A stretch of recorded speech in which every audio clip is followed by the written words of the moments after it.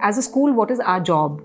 We, of course, have to cover the academics, but we also have to cover multiple other things because children spend 15% of their productive life is spent in school. And that's a lot. So it is our job to not just educate them on sciences and maths and language and all of that, but we also build their habits and dispositions with things like reading and all of that. But we also build the space for identity. Identity is developed through exploring options that exist in front of you. If the only options we present to children are in one bucket instead of being in all the buckets that the children need to explore for identity formation, they will only form that part of their identity and not the other parts. Today, our children are also confused by by social media and the digital identities and the everything that they see and what they assume to be real and true, and they start wanting those cool identities for themselves. Where is the space to talk to them about what is their identity? And they are therefore then getting removed also from their parents. They're getting removed from their grandparents. Grandparents can't talk to their children. And that's a horrible place to be. Kids think India is just dirty. One of the places where Neev started from was also a chance conversation with my child when he was in grade 2 in another school, talking about, do you think I can also go and live in Singapore, America when I grow up? I said, yeah, you can, because you can get a passport, you can get a job, you can do all of that. He said, no, really, can I go and do that? That means I don't have to live in India. And I'm thinking that where is this conversation going? And he's talking about India is dirty, India is broken. If you look at Singapore Changi Airport, it's so wonderful. It's government constructed. Obviously, they don't know how to do it right. Indians don't know anything at all. Let me walk away from that. And that's when I sat and thought that it's not enough to do the preschool. We actually need to extend this thinking and be able to get children to see the reality and grandeur of what India is. Yeah, India is broken, but India is yours.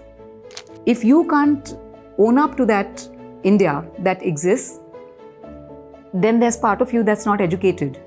And you will be living in another part of the world, possibly with a slightly different accent and certainly a very different skin color. You will never be the same in that. You will never be the first citizen living there. This is where you are the first citizen.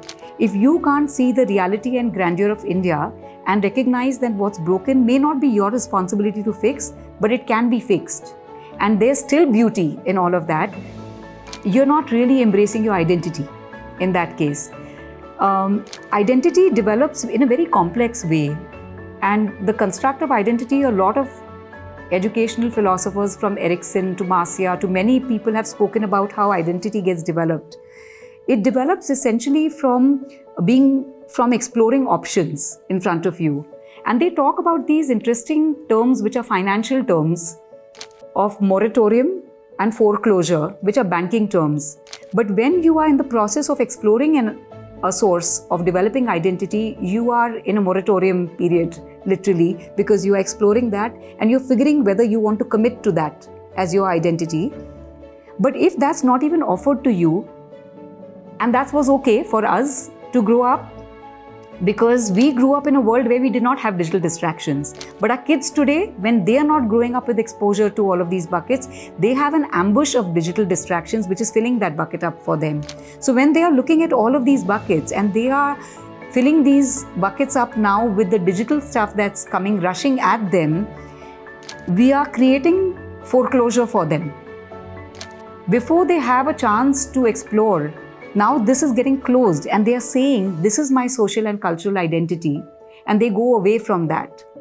So many things that we do at Neev are really about developing those three buckets. On one side, there's academics, we develop that. On another side, there are dispositions and habits that we are developing, and those are those skills for lifelong learning. And then on the third side, there is this whole bit of identity, which is a very difficult thing to construct. But whether it's Language Day, or it is Neev Lit Fest, or it is our learning journeys, they all come from offering all of these buckets to our children. We give them the chance to compete. We have competitions all the time. A lot of international schools don't do that because they think that it's not okay to compete. But then, that's the Indian identity. You will create that.